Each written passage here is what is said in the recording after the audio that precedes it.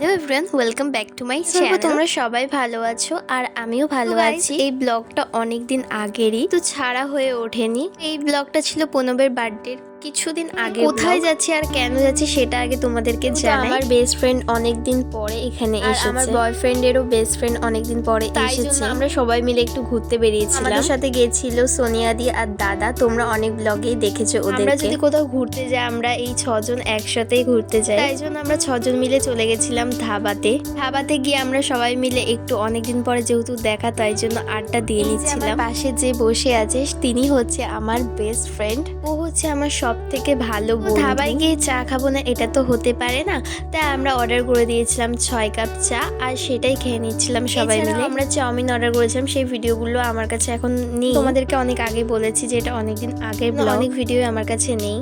তো গাইস, আজকের ব্লগটা এখানে এন্ড করছি, তোমাদের সাথে নেক্সট ব্লগে এর মতন টাটা।